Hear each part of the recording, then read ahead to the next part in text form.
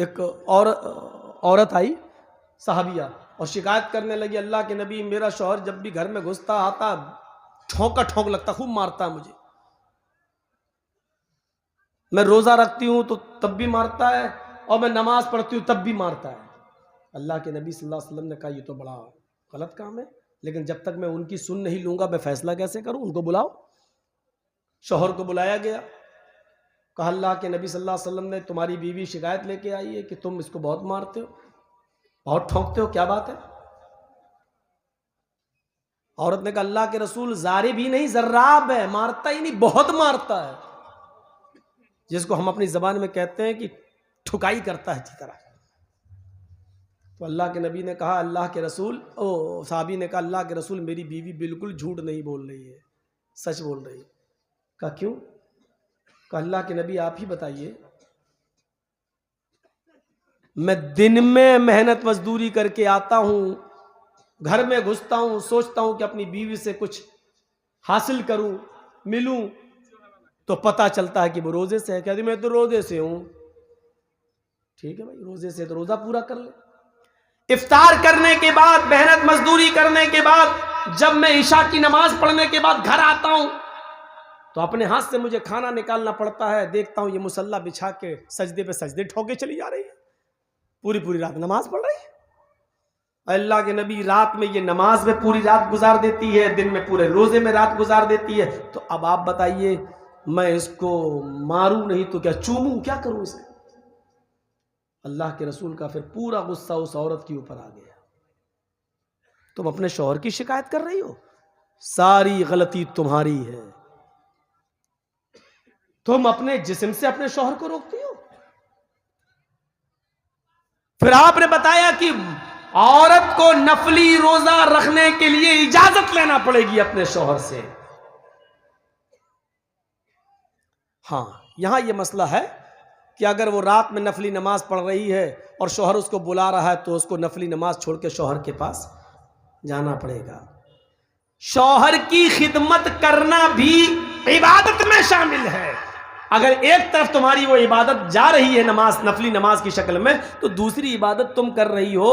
अल्लाह के नबी सल्लल्लाहु अलैहि वसल्लम जब इजाजत दे चुके हैं कि नफिल अल्लाह से करीब करती है इंसान को, जिसका दिल चाहे पढ़े और जिसका दिल चाहे न पढ़े, पढ़ोगे तो सवाब, न पढ़ोगे तो तुम्हें कोई गुनाह नहीं। जब शरीयत ने एक कानून बना दिया है तो अब तुम इजाजत लोगे। शरीयत सिर्फ एक काम की इजाजत मांगने की का हुक्म देती है, वो भी औरत को, कि वो नफली रोजा नहीं रख सकती है अपने शौहर की इजाजत के बगैर। और उसकी वजह सिर्फ इतनी है कि शौहर बिजनेस करता है, कारोबार करता है, थका हुआ है, घर पे आया दिन में और देख रहा है मेरी बीवी बनी सवरी बैठी है, उसका दिल आ गया, अब वो चाहता है कि मैं अपनी बीवी से कुछ, उसके जिस्म से लज्जत हासिल करूं, बुलाऊं, बीवी है मेरी, कुछ लुत्फानंदोज हो जाऊं, बीवी है मेरी, कुछ मैं एंजॉय कर लूं, अपनी बीवी को अपने गले लगाऊं, फायदा हासिल करूं। और वो चाहता है कि मैं अपनी थकावट उतारूं, और वो आके कह रही है मैं तो रोजे से हूं, तो कितना गुस्सा आएगा उसे। कम बखत, मैं तो तेरे लिए आया, तू रोजे से। इसलिए कहा कि अल्लाह के रसूल ने कितना बड़ा यहां मर्दों का ख्याल रखा है और औरतों को हुक्म दिया है कि तुम नफली रोजा नहीं रखो जब तक कि तुम्हारा शौहर तुम्हें इजाजत न दे, अगर दे तो रख लो, इसलिए कि हो सकता है कि उसको दिन में तुम्हारी जरूरत पड़ जाए। दुआ तो वो होती है जो तन्हाई में और अकेले में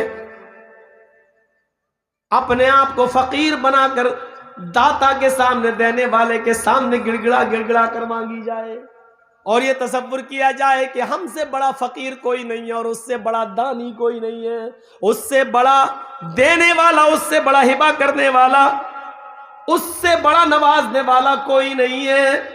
ये अकीदा होना चाहिए और उसके बाद दुआ करना चाहिए। दुआएं तो ऐसी मांगी गई कि हम सोच नहीं सकते।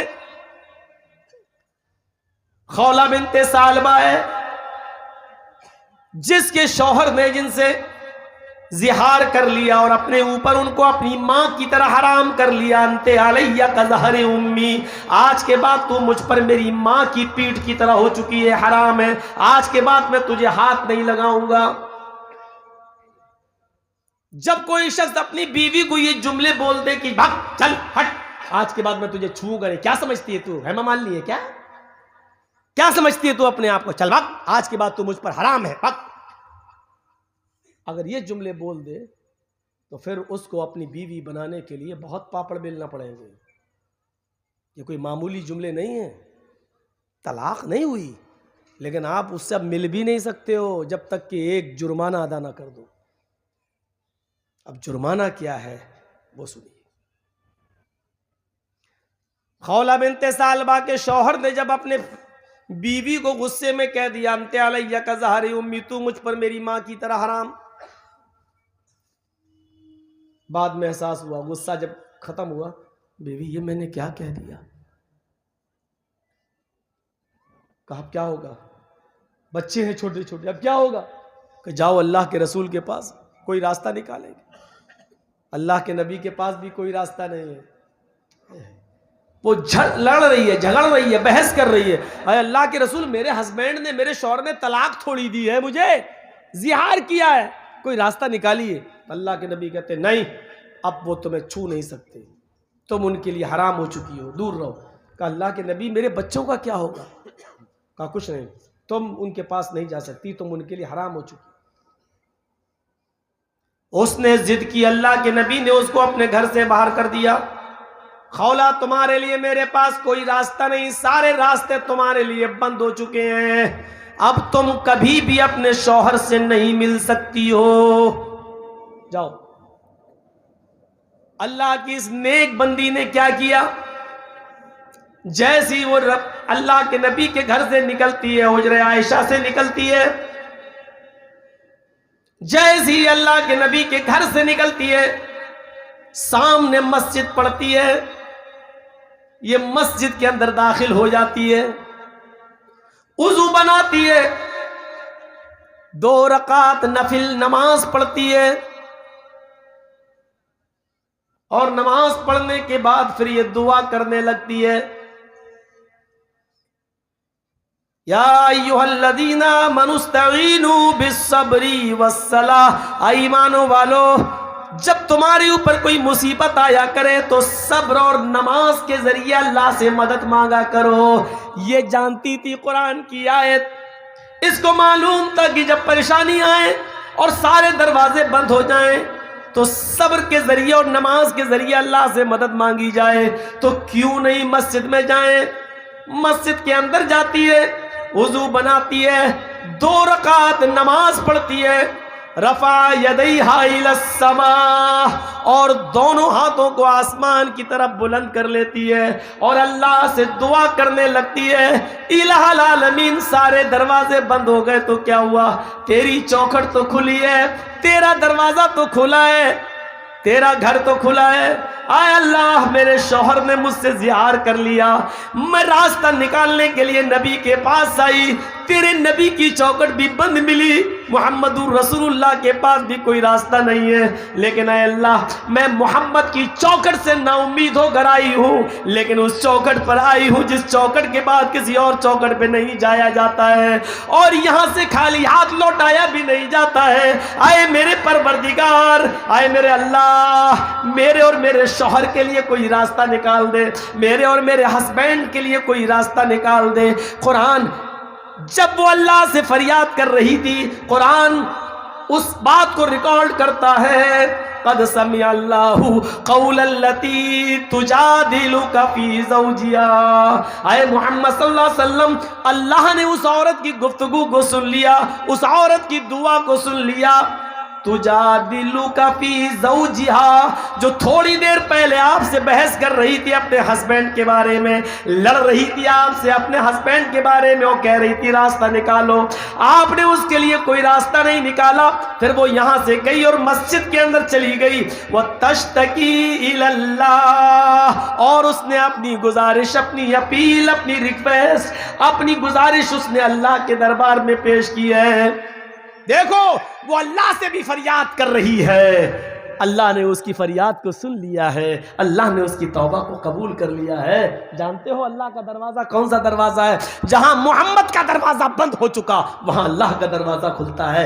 तुम पीरों की वलियों की बात कर सकते हो, बहुत आसान है। तुम कह सकते हो इन चौखटों से बेटा और बेटी मिलता, बहुत आसान है।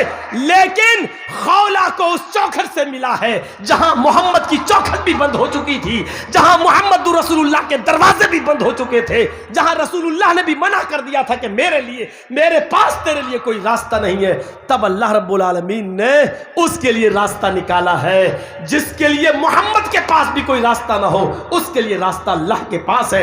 इसलिए हुक्म दिया अल्लाह के रसूल ने, इज़ा सालता फसलिल्लाह, जब सवाल करो तो अल्लाह से सवाल करो, जब मदद मांगो इज़स्तानता फस्तईन बिल्लाह, और जब मदद मांगो तो एक अल्लाह से मदद मांगो।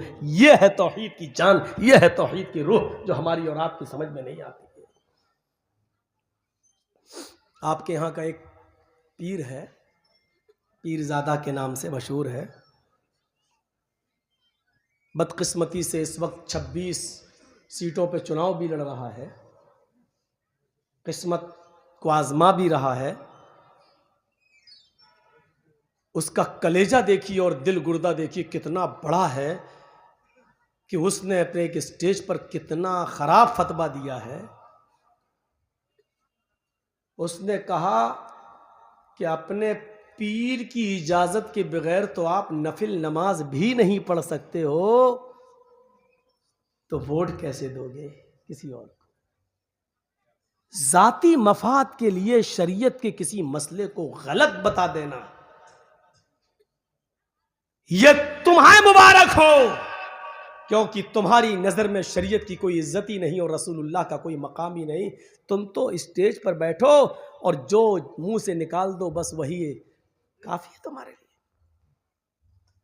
किस हदीस में आया है कि नफिल नमाज पढ़ने के लिए पीर से इजाजत लेना पड़ेगी?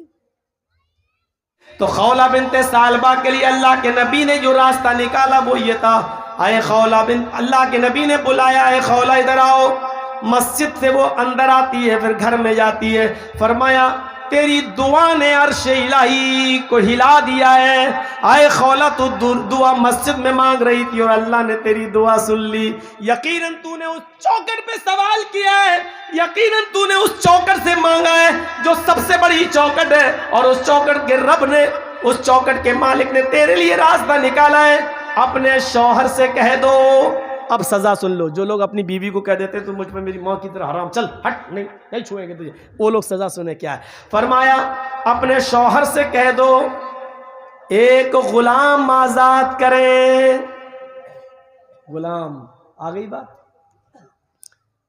एक आदमी खरीदो गुलाम और आजाद कर दो उसको, या तुम्हारे पास कोई गुलाम हो तो उसको आजाद कर दो, ये सजा है। और अगर ये ताकत ना हो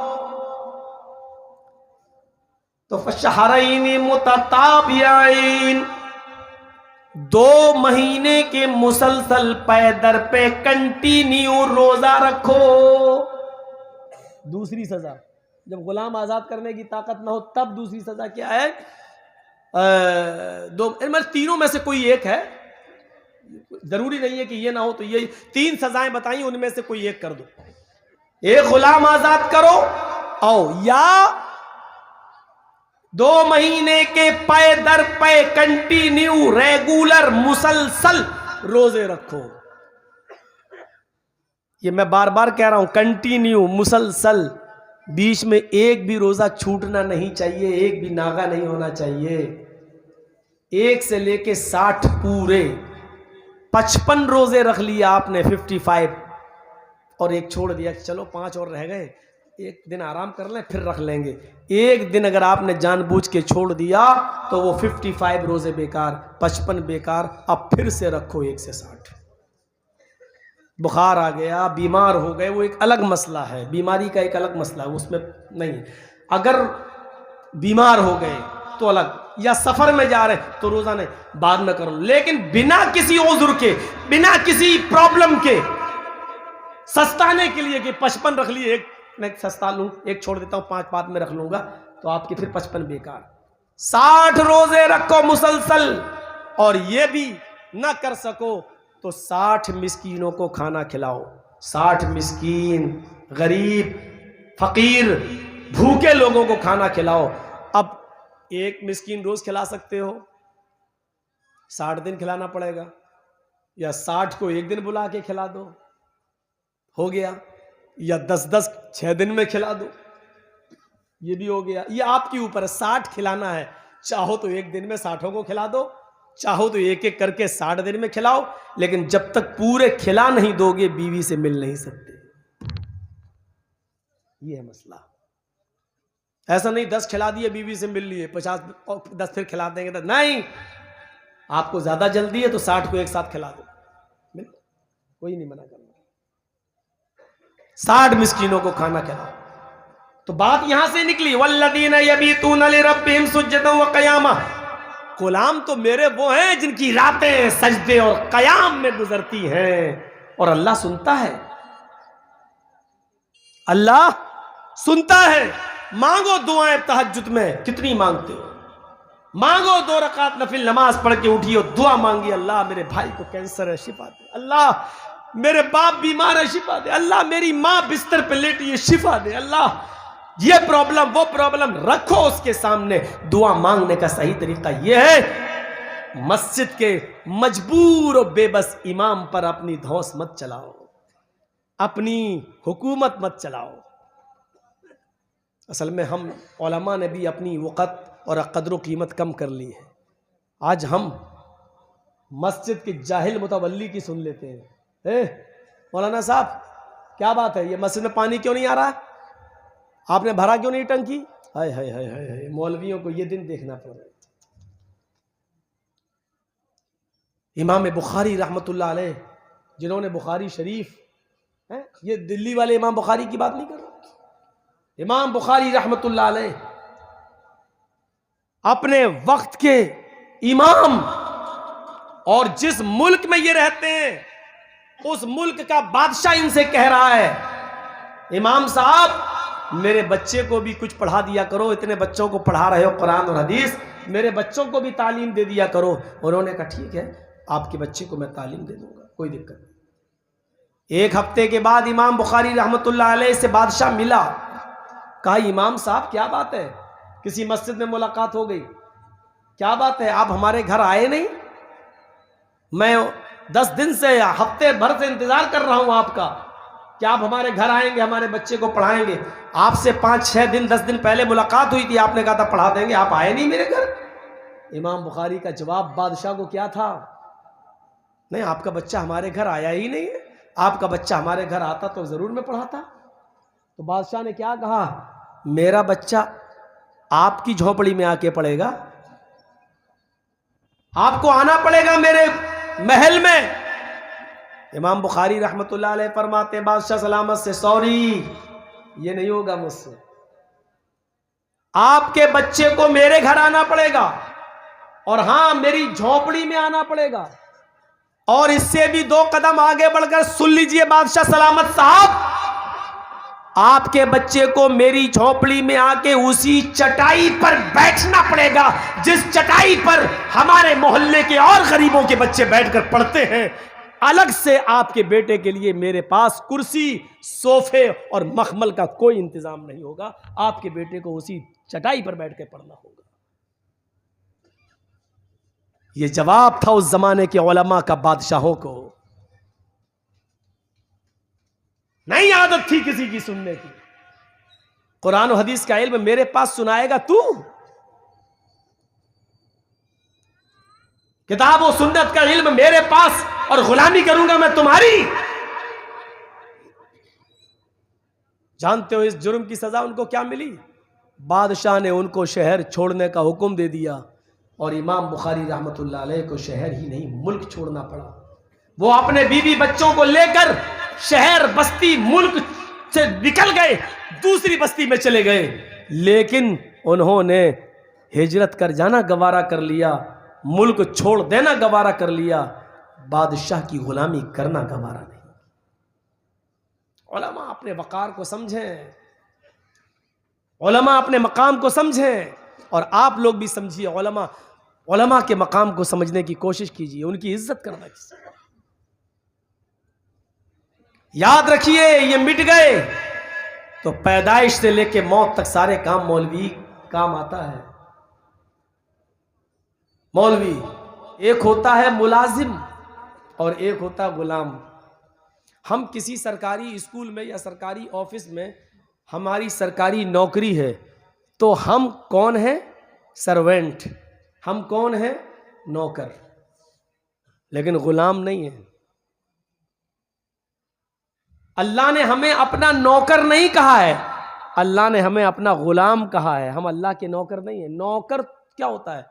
नौकरी की एक लिमिट होती है।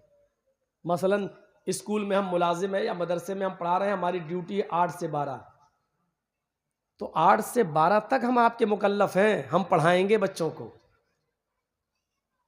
और आपने हमें बच्चों को पढ़ाने के लिए रखा है। अगर आप हमसे पानी मंगाएंगे हम ला के नहीं देंगे, आप हमसे घंटा बजवाएंगे हम नहीं बजाएंगे, क्योंकि हमने जो नौकरी आपकी की है वो पढ़ाने की है, चपरासी की नहीं की है।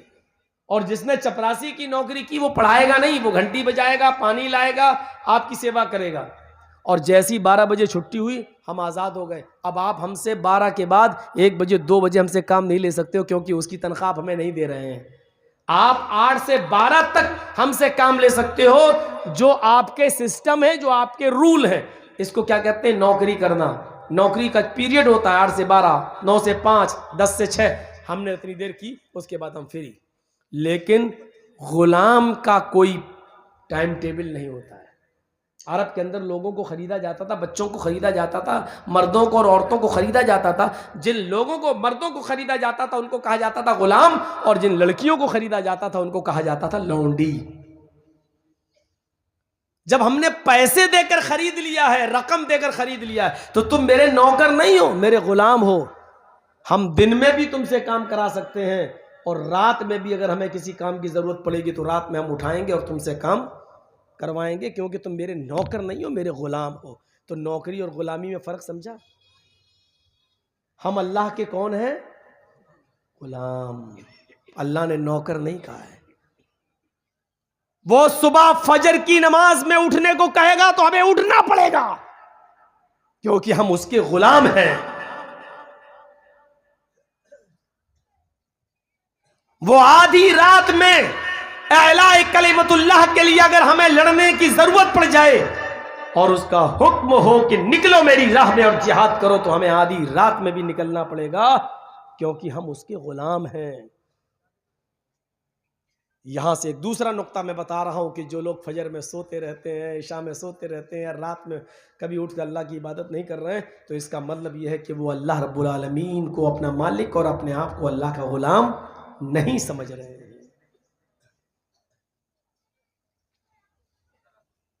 और अल्लाह ने अपने गुलामों की, अपने बंदों की पहचान बताई।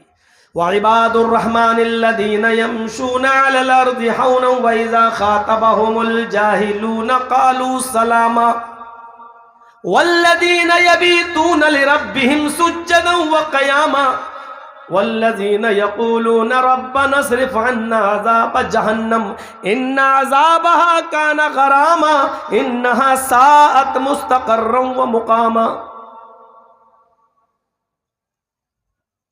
ये पहचान है गुलामों की। और हमारे रहमान के सच्चे बंदे, रहमान के सच्चे गुलाम तो वो हैं यमशूना अलल अर्दि हौनन, जो जमीन पर जब चलते हैं, अपने घर से जब निकलते हैं, तो आजिज़ी के साथ, सुकून के साथ, उनकी रफ्तार में मतानत होती है, संजीदगी होती है, रिया नहीं, तकब्बुर नहीं, दिखावा नहीं, घमंड नहीं होता। वो जमीन पर आजिज़ी के साथ चलते। वइज़ा ख़ातबहुमुल जाहिलून, रास्ते में जब जाहिल उनसे मिल जाते हैं, रास्ते में जब जाहिलों से साबिक़ा पड़ता है और जाहिल जब उनसे मुखातब होते हैं तो ये उनके मुंह नहीं लगते। क़ालू सलामा, अस्सलामु अलैकुम कहकर निकल जाते हैं। अच्छा, जाहिलों के मुंह लगकर कुछ मिलेगा? अब रास्ते में जा रहे हैं, ऐसे गुजर रहे हैं, हम अपने घर की तरफ जा रहे हैं, मस्जिद से निकले हो घर की तरफ जा रहे हैं, रास्ते में चाय की दुकान पड़ी, जाहिल बैठे हुए हैं चाय पी रहे हैं। उन्होंने देखा मौलाना जर्जी साहब जा रहे हैं, मौलाना हाँ जी इधर आओ, हाँ बेटे एक मसला बता दो। भाई तेरे बाप का नौकर है वो, रास्ते में जाते हुए देखा तो तुझे मसला याद आ गया। अगर तुझे मसला पूछना ही था उस आलिम से तो उसके घर जाता, तू प्यासा था कुएं के पास जाता, या वो मस्जिद में नमाज पढ़ाने जाते तो मस्जिद में नमाज के बाद मसला पूछता। मौलाना नजर आ गए तो तुझे मसला याद आ गया। ये जाहिल है। चाय की होटल पर मौलाना को देखता है, बैठकर बोला है मौलाना इधर आओ, 100 रुपए मदरसे में चंदा दे दिया तो तुम्हारे बाप का गुलाम हो गया वो मौलवी।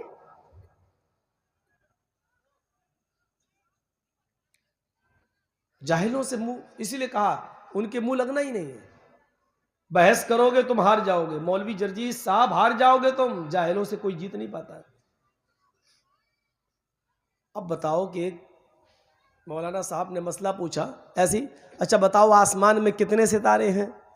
तो इसका सीधा साधा जवाब था अनगिनत बेशुमार, बहुत से, बस ये जवाब था। एक जाहिल बीच में बोल पड़ा कि 5 लाख। अब आप उससे बहस करोगे?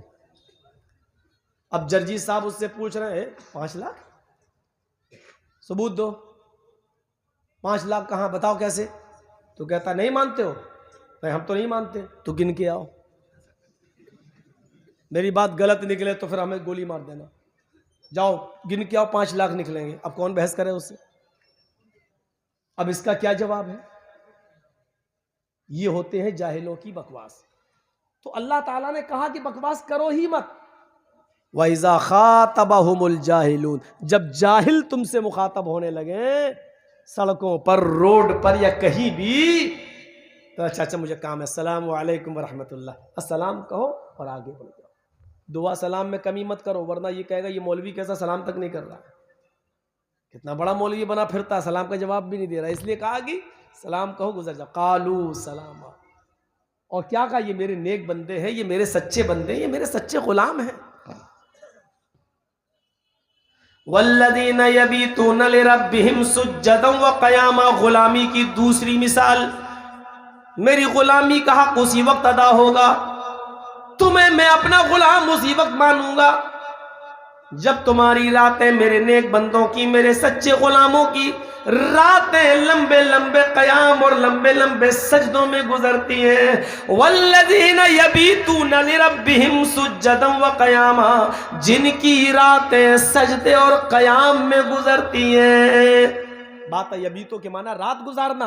वल्लज़ीना यबीतूना लिरब्बिहिम, जो अपने रब के लिए रात गुजारते हैं इस हाल में कि वो सजदे में होते हैं और कयाम में होते हैं, उनकी रातें सजदे और कयाम में गुजरती हैं। जो अल्लाह के नेक बंदे हैं, मुसलमान हैं, वो गुलाम उसी वक्त कहलाएंगे जब उनकी रातें सजदों में और कयाम में, तहज्जुद में, इशा की नमाज में गुजरेंगी, फजर में वो उठेंगे, तहज्जुद की नमाज के पाबंद होंगे, अल्लाह के लिए वो लंबे लंबे कयाम और लंबी लंबी रातें जागेंगे और वो कयाम करेंगे, इबादत करेंगे, लंबी लंबी दुआएं मांगेंगे। दुआ मांगने को किसी ने मना नहीं किया है। दुआ मांगने का सही तरीका यही है कि रात की तारीकी में उठिए, वुजू बनाइए, 2 रकात नफिल नमाज पढ़िए और अपने हाथों को उठाकर मांगिए जितना मांगना हो, जो मांगना हो, जो प्रॉब्लम्स है तुम्हें, जितनी लंबी दुआ मांगना है, जितना रोना है रोइए, गिड़गिड़ाइए। ये है दुआ मांगने का तरीका। ये कोई दुआ है आजकल? इमाम साहब ने कहा सलाम वालेकुम रहमतुल्लाह, सलाम वालेकुम रहमतुल्लाह, सुभानअल्लाह अल्हम्दुलिल्लाह आमीन, अल्हम्दुलिल्लाह रब्बिल आलमीन, ला इलाहा इल्लल्लाह मुहम्मद रसूलुल्लाह, ला इलाहा इल्लल्लाह मुहम्मद, हो गई दुआ। और जिस मौलाना ने ऐसा नहीं किया, मस्जिद का मुतवल्ली सेक्रेटरी कहता भाग, दुआ नहीं मांगेगा, तुझे मस्जिद से निकाला जा रहा है। ये दुआ का मजाक है यार। हमारी बेटी जवान है, हमें अच्छा लड़का चाहिए, उसके लिए दुआ मांग रहे, अल्लाह मेरी बेटी के लिए निकाह की आसानी पैदा फरमाते, अल्लाह दीनदार लड़का था फरमा दे। लेकिन इमाम साहब तो दूसरी दुआ मांग रहे हैं। इमाम साहब कह रहे हैं अल्लाह मेरी बीवी घर छोड़ के भाग गई, मुझे दूसरी नेक बीवी दिलवा दे, और आप कह रहे हैं आमीन। इमाम साहब कह रहे हैं अल्लाह मस्जिद के मुतवल्ली को अच्छी तौफीक दे, आप कह रहे हैं आमीन। इमाम साहब कह रहे हैं अल्लाह मेरी बेटी की शादी करवा दे, मेरी बेटी के लिए रिश्ता, आप कह रहे हैं आमीन। फायदा तो सारा मौलवी को हो रहा, तुम्हें क्या हो रहा है भाई? वो इमाम साहब अपनी दुआ कर रहे हैं और आप आमीन आमीन कह रहे हैं, फायदा तो उसका, तुमने अपने लिए क्या मांगा उस मौलवी के पीछे? तुम तो आमीन आमीन कह रहे हो, दुआ तो सब वो मांग रहा है, आप पीछे आमीन आमीन कह रहे हो। आपकी अपनी दुआएं कहां गई? आपके भाई को कैंसर हो चुका है, आपका भाई सिलीगुड़ी में इलाज करा रहा है, आपका भाई बॉम्बे टाटा मेमोरियल हॉस्पिटल में एडमिट है, आप उसके लिए दुआ करना चाहते हैं, मौलवी कर ही नहीं रहा है, आप कह रहे हैं आमीन आमीन आमीन। फायदा तो मौलवी का, आपका क्या हो रहा है? तो इस पीर से कोई पूछे कि नफली नमाज की इजाजत तुमसे क्यों लेगा कोई आदमी? अगर नफली इबादत की इजाजत तुमसे लेने लगा तब तो इसका मतलब हर काम तुमसे इजाजत लेके किया जाएगा। फिर तो हर मुसलमान औरत तुमसे पूछेगी आज हम अपने शौहर से मुलाकात करें कि ना करें। आप इजाजत देंगे तो वो मिलेगी, नहीं देंगे तो नहीं मिलेगी। है अजीब हालत है। कैसा उल्टा सीधा मसला बताया जा रहा है। खैर तुम्हारी पार्टी है, तुम उसके हीरो हो, कह सकते हो जो कहो। ये तो हमारी कौम है जो उल्टा सीधा एक ज़बान से निकल जाए तो मोबाइल पे फ़ोन कर करके नाक में दम कर देते हैं। मौलाना ये मसला तुमने बताया कैसे, ये कहाँ है, कौन सी हदीस में? जब तक इनको मुतमईन न करो तब तक ये मानते नहीं है, फ़ोन रखते नहीं है। ये हमारी कौम है जो मौलाना को सोने नहीं देती है, एक तुम्हारी कौम है आंख बंद कर ली चले। मेरे मौलाना ने जो कह दिया, हाँ ठीक। एक तरफ राजनीति और दूसरी तरफ इबादत। और क्या कहा, जब नफिल नमाज की इजाजत हमसे लेकर लिए बिना नहीं पढ़ सकते हो तो वोट कैसे डाल सकते हो? एक तरफ राजनीति और एक तरफ ये, कैसे जोड़ा जा रहा है? सूरज का अपने टाइम पर निकलना और गुरूब होना, और जिस सूरज के अंदर 1,40,00,000 डिग्री सेंटीग्रेड गर्मी पाई जाती हो, लेकिन उस सूरज की गर्मी हमें उतनी ही मिलना जितनी गर्मी में हम न जल सकें न मर सकें, और उसकी गर्मी हमें नुकसान भी नहीं पहुंचाए। लिमिटेड हमारी बॉडी के हिसाब से टेम्परेचर का मिलना, सूरज की हरारत का मिलना, और आसमान से उसी लिमिटेड बारिश का होना जितनी बारिश की ज़रूरत हमारे खेतों को, हमारे अनाज को, हमारे गल्ले को, और जितना पानी पीने की ज़रूरत हमें और आपको है उतनी ही बारिश का होना। ये सब चीज़ें क्या दर्शाती हैं? सूरज की गर्मी तो बहुत है। अगर पूरी गर्मी हमें मिल जाती और इतना ऊपर अगर सूरज नहीं मुअल्लक होता और हमारे सर पे ही होता तो कोई बचता?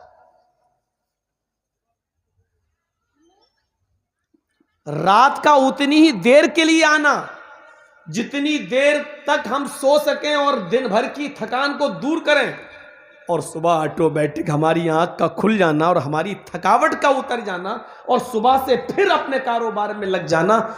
ये सब चीज क्या बताती है?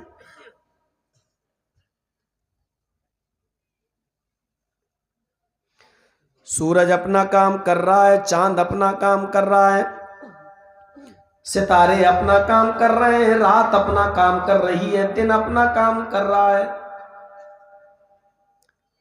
हमारी जिंदगी के अहम अनासिर में से, खास चीजों में से सबसे बड़ी खास चीज होती है हवा। अगर हवा बंद कर दी जाए या रोक ली जाए तो हम और आप जिंदा नहीं रहेंगे।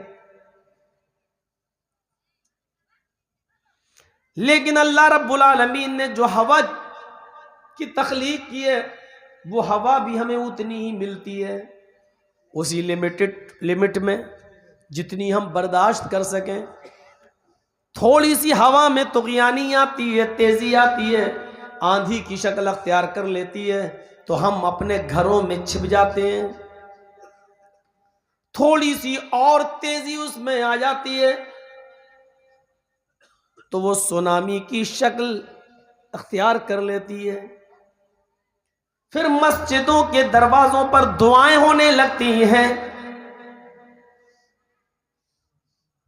अल्लाह रब्बुल आलमीन ऐसा करके अपने बंदों को यह बताना चाहता है, क्या है मेरे बंदों, देखो मैं इस चीज पर भी कादिर हूं। चाहूं तो एक तेज हवा चलाकर तुम्हारी पूरी की पूरी नस्ल इंसानी को, पूरी की पूरी दुनिया को खत्म करने पर कादिर हूं, लेकिन मैं तुम्हें उतनी ही हवा देता हूं जितनी तुम्हें जरूरत है। इतनी हवा चलती है कि उसमें तुम उड़ ना सको, और उतनी हवा मैं तुम्हें देता हूं कि जिसमें तुम सांस ले सको। चाहूं तो इतनी तेज हवा चलाऊं कि समंदर का पानी भी लहरों की शक्ल में निकलकर बड़ी से बड़ी बिल्डिंगों को तोड़कर पूरी दुनिया में फैल सकता है, लेकिन मैं ऐसा नहीं करता हूं। लेकिन ऐसा कर सकता हूं, मैं इस बात पर कादिर हूं। मेरे बंदो, तुम सरकारी चीजों को इस्तेमाल करते हो, सरकार उस पर टैक्स लेती है। हम अपने खेतों को पानी देते हैं, जितनी देर पानी देंगे पानी का टैक्स हमें गवर्नमेंट को देना पड़ता है।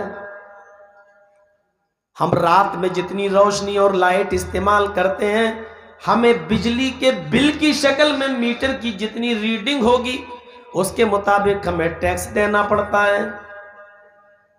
जितना एसी, एयर कंडीशन और फैन हम चलाएंगे उसका टैक्स हमें देना पड़ता है। मेरे बंदो, मैंने भी तो तुम्हें हवा दी है, लेकिन मैंने तो आज तक तुमसे टैक्स नहीं मांगा। मेरे बंदो, गवर्नमेंट तुम्हें थोड़ी देर के लिए लाइट देती है, रोशनी देती है तो टैक्स लेती है। हमने तुम्हें सूरज की रोशनी दी है जिसमें तुम अपने कारोबार और बिजनेस करते हो, लेकिन मैंने उस सूरज की रोशनी का तुमसे टैक्स नहीं मांगा है। मेरे बंदो, तुम्हारे खेतों में जितनी देर तुम पानी देते हो उसका टैक्स तुम्हें देना पड़ता है, लेकिन जब हम आसमान से बारिश बरसाकर तुम्हारी मुर्दा जमीन को जीवित कर देते हैं, जिंदा कर देते हैं, और तुम्हारे खेतों से लहलहाता हुआ अनाज हम उगाते हैं, पैदा करते हैं। तुमने गेहूं का एक दाना जमीन में डाला, हम उस एक दाने से 10 दाने, 10 से 70 दाने, हम उसकी पूरी की पूरी एक बाली बनाकर तुम एक दाना देते हो, हम 100 दाने तुम्हें वापस करते हैं। तुम चावल का एक दाना जमीन में डालते हो, हम तुम्हें उसके बदले 100 दाने देते हैं। ओ मेरे बंदो, तुम खेतों में पानी देते हो तो टैक्स देते हो, लेकिन हमने तुम्हारे खेतों में पानी दिया, तुम्हारी गर्मी को कम करने के लिए हमने बारिश बरसाई, आज तक हमने उस पर टैक्स नहीं लिया। मेरे बंदो, दुनिया का कायदा है कि एहतियाज तरफैन से होता है। हम धोबी के मोहताज हैं कि वो मेरे कपड़े धोए, तो धोबी हमारा भी मोहताज है कि वो हमसे पैसे ले। हम डॉक्टर के मोहताज हैं कि वो मेरा इलाज करे, तो डॉक्टर हमारा भी मोहताज है कि वो हमसे पैसे ले। हम जलसा करा रहे, माइक मैन के मोहताज हैं कि दूर तक आवाज पहुंचाने के लिए वो हमें माइक फराम करे, माइक मैन हमारा भी मोहताज है, इसके बदले में वो हमसे पैसे ले। हम अशियाए खुर्दोनोश, खाने पीने की चीजों के मोहताज हैं, हम उनको खरीदते हैं, हम उनको खाते हैं, हम उन चीजों के मोहताज हैं, लेकिन ये चीजें बेचने वाले हमारे भी मोहताज हैं, उसके बदले में हमसे पैसे लें। हमने दुनिया को एक दूसरे का जरूरतमंद बना दिया है, तो मैं भी मोहताज कर दिया, उसको भी मोहताज कर दिया है। हम इसके मोहताज हैं तो वो मेरा मोहताज है, लेकिन यहाँ उसूल हमने बदल दिया है। हम बारिश के मोहताज हैं, लेकिन बारिश हमारी जर्रा बराबर मोहताज नहीं है। हम सूरज की रोशनी के मोहताज हैं, लेकिन सूरज हमारा जर्रा बराबर मोहताज नहीं। ओ मेरे बंदो, मैंने आज तक तुमसे इन चीजों पर टैक्स नहीं मांगा है, मांगा है तो सिर्फ इतना मांगा है ओ मेरे बंदो, मैंने ये नेमतें तुम्हें दी हैं, इसके बदले में मैंने तुमसे मांगा है तो सिर्फ इतना मांगा है कि वमा खलक़तुल जिन्ना वल इंसा इल्ला लियअबुदून। ओ मेरे बंदे, ओ मेरे बंदे, तू अपनी पेशानी मेरे सामने झुका ले, मेरे लिए इबादत के दरवाजे खोल दे, मेरे घर में चला जा और अपनी पेशानी को, अपने माथे को जमीन के ऊपर रख दे, ताकि मुझे यकीन हो जाए कि मेरे बंदे ने अपनी गुलामी कबूल कर ली और मुझे अपना मालिक मान लिया। ओ मेरे बंदे, तू अपनी पेशानी को जमीन पर रखकर मेरी गुलामी का ऐलान कर दे और मुझे अपना मालिक मान ले, मुझे हकमुल हाकिमीन मान ले, मुझे इस बात का यकीन दिला दे कि वाकई तूने अपनी गुलामी कबूल कर ली और मुझे मालिक मान लिया। याद रखो, जो लोग मस्जिदों में जाकर हाजिरी देकर नमाज अदा नहीं करते, वो अल्लाह ताला को गुलामी का एहसास नहीं दिलाते कि हम गुलाम हैं। गोया कि वो अल्लाह के मुकाबले में खड़े हो रहे हैं कि हम तेरे मुकाबले में हैं, नहीं झुकाते सर तेरे सामने, नहीं करते तेरी गुलामी, क्या कर लेगा तू मेरा। गोया कि वो इस बात की अकड़ दिखाते। दुनिया में कोई ऐसी ताकत है जो अल्लाह का मुकाबला कर सके? वो थोड़ी देर के लिए ढील जरूर दे देता है आजमाने के लिए, लेकिन इस ढील का मतलब ये नहीं होता है कि वो उसने तुम्हें मालिक बना दिया और मुख्तार कुल बना दिया। मछली तो आप लोग पकड़ते ही होंगे, इलाकाई मछली का है, वो जो डोर से पकड़ी जाती है मछली, कभी देखें? उसमें दाना वाना लगा के, जानवर लगा के कुछ, वो जो फेंक देते हैं, मछली खींचती है, फंस गया कांटा, लेके भाग रही है, एकदम नहीं खींचते हैं आप डोर को, भागो, कहां तक भागेगी, अब तो तुम फंसी गई हो। अब मछली भाग रही है और आप डोर को ढील दे रहे हैं, या जब वो भागते भागते थक जाती है तब आप खींचते हैं। क्यों? ढील दे रहे हैं और वो भाग रही है, तो क्या भागने के लिए ढील दे रहे हैं या वो भाग सकती? नहीं। क्यों? क्योंकि वो कांटा उसके जबड़े में या उसके कांटों में फंस चुका है, अब वो भाग नहीं सकती। कितना भी भागेगी, डोर तो आपके हाथ में है। यही अल्लाह कहता है, भागो अगर भाग सकते हो मेरी जमीन पर, शराब पीकर भाग सकते हो भागो, जुआ खेल कर भाग सकते हो तो भागो, किसी की मां बहन बेटी की इज्जत व आबरू से खेलकर गुनाह अजीम करके भाग सकते हो तो भागो। कितना भागोगे? एक दिन, 2 दिन, 1 हफ्ता, 2 हफ्ता, 10 दिन, 20 दिन, 1 साल, 2 साल, 10 साल, भाग कर जाओगे कहां? रिमोट कंट्रोल तो मेरे ही हाथ में है। भाग सकते हो तो भागो। और मूसा अलैहिस्सलाम की रूह कब्ज करने के लिए आए मलकुल मौत। मूसा ने पूछा कैसे आए हो? का रूह निकालने। मारा एक मुक्का, फरिश्ते ही को मुक्का मारा। रोते हुए पहुंच गए मलकुल मौत अल्लाह के पास। क्या हुआ? रूह निकालने गए, मूसा ने मुक्का मारा। अल्लाह ने कहा मूसा से पूछो कितने साल जिंदा रहोगे? बोलो, जाओ उनकी ख्वाहिश पूरी करो। तो आए दोबारा। अब क्यों आए हो? कहा अल्लाह ने पूछा कि बताओ कितने दिन जिंदगी चाहते हो? 1 साल, 2 साल, 10 साल, 20 साल, 100 साल, 200 साल, 500 साल, 1000 साल का? फिर का उसके बाद फिर भी मरना है। मौत तो आनी है। बाकी रहने वाली जात तो सिर्फ अल्लाह की है, उसके अलावा किसी को बाकी नहीं रहना है, मरना है। कहा जब मरना ही है तो अभी निकाल ले, भागो। कुल्लु मन अलैहा फान व यबका वजहु रब्बिका जुल जलाली वल इकराम। रोए जमीन पर जितनी चीजें देख रहे हो सब की सब फना होंगी, बाकी रहने वाला चेहरा तो सिर्फ तेरे रब का है। एहसास पैदा करिए। पहला एहसास ये कि हम कोई जुर्म करके भाग नहीं सकते। दूसरा एहसास ये कि आप जो भी कर रहे हैं वो रिकॉर्ड हो रहा है, रिकॉर्ड। कुछ दिनों पहले टीवी वाला हमें कितना दिखा रहा था, रिकॉर्ड है उसके पास। ये अलग बात है कि तोड़ मरोड़ कर तकरीर बंगाल की दिखा रहा है, भीड़ हैदराबाद की दिखा रहा है। अगर ऐसा न करें तो इनकी टीआरपी नहीं चलेगी और इनको हराम की हड्डियां नहीं मिलेंगी।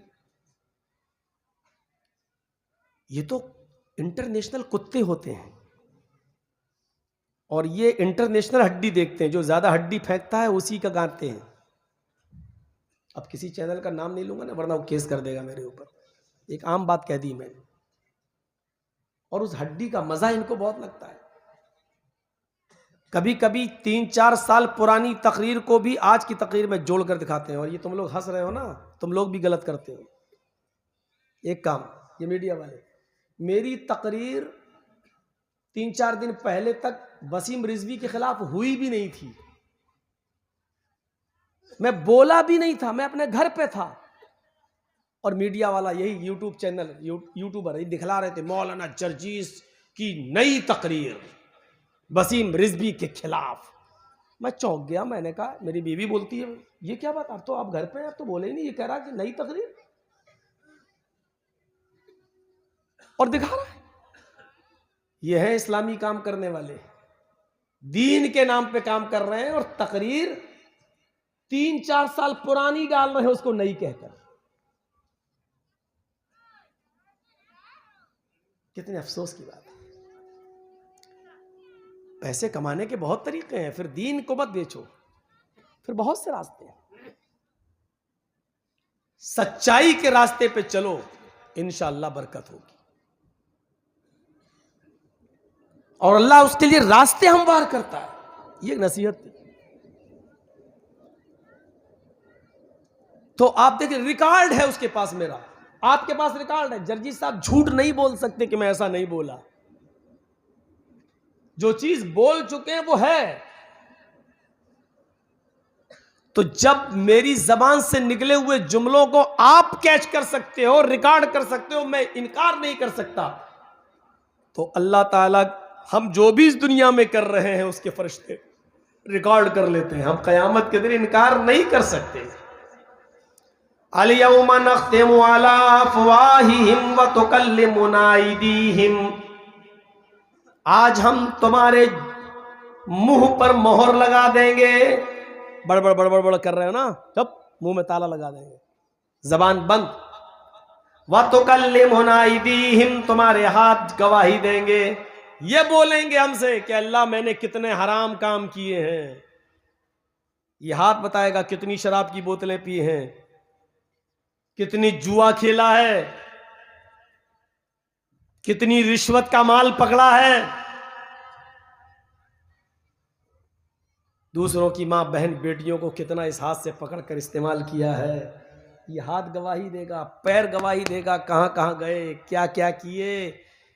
तशहदु अर्जुलु, तुम्हारे पैर गवाही देंगे, बोलेंगे जो तुमने किया। कोई चीज छिप नहीं सकती, रिकॉर्ड है, मौजूद है उसके पास। तो याद रखिए, इस चीज का एहसास अपने अंदर पैदा कीजिए। वमा खलक़तुल जिन्ना वल इंसा इल्ला लियअबुदून। ओ मेरे बंदो, जिन और इंसानों, मैंने जिन्नों को और इंसानों को सिर्फ और सिर्फ अपनी इबादत के लिए पैदा किया है। इबादत के लिए हम आए। इबादत किसे कहते हैं? मैंने कहा था ना कि आज कुछ बातें आपको ऐसी बताएंगे, आपको पसंद आएगी। इबादत 4 चीजें समझ लीजिए। एक होता है अब्द, सब मादा एक ही है। एक होता है अब्द, एक होता है आबिद, एक होता है माबूद, और एक होता है इबादत। एक ही चीज से बना है सब। हम और आप कौन हैं? अब्द, बंदे। किसके? अल्लाह के। और अल्लाह की रजामंदी के लिए जो काम किया जाता है वो क्या कहलाता है? इबादत। हम कौन हैं? अब्द। अब नमाज पढ़ी जा रही है, रोजा रखा जा रहा, अल्लाह को खुश करने के लिए जो काम किया जा रहा वो क्या हुई? इबादत। अब नमाज पढ़ने वाला, रोजा रखने वाला कौन हुआ? इबादत करने वाला कौन हुआ? आबिद। और ये इबादत किसके लिए की जा रही है? अल्लाह के लिए। वो कौन हुआ? माबूद। अब्द, बंदा। इबादत, बंदगी। आबिद, बंदगी करने वाला। जो चीज की जा रही है वो इबादत, और जिसके लिए की जा रही है वो माबूद। अच्छी तरह समझ गए होंगे। चार चीजों को समझ लीजिए। हम और आप सब हैं बंदे, अब्द। और जो बंदगी करते हैं, करने वाला आबिद। जो की जा रही है वो इबादत, जिसके लिए की जा रही है वो है माबूद। और वही हमारा मालिक है। और अब्द के माना होते हैं गुलाम। हम हैं गुलाम। अब एक चीज और मैं आपको समझाऊंगा। एक होता है नौकर और एक होता है गुलाम। एक इल्ला लियाबुदून, बस ये टुकड़ा है। यहां जितने लोग बैठे हैं, हम और आप सब, हम लोग भी, हम भी अपने आप को इसमें जोड़ रहे हैं। एक एहसास पैदा करना चाहिए अपने अंदर थोड़ी देर के लिए। ये दुनिया में आने का मकसद क्या है? मां के पेट से एक छोटा सा बच्चा पैदा होता है, और मुश्किल उस वक्त उसका वजन 2 किलो 2.5 किलो से ज्यादा, 2 kg 2.5 kg से ज्यादा नहीं होता है, 3 kg। और यहां आने के बाद जब वो सांस लेता है, यहां से उसकी जिंदगी शुरू होती है। और फिर धीरे धीरे वो बालिग होता है, जवान होता है, फिर बूढ़ा होता है, शादी होती है, बच्चे होते हैं, अफजाइश नस्ल होती है, नस्ल बढ़ती है।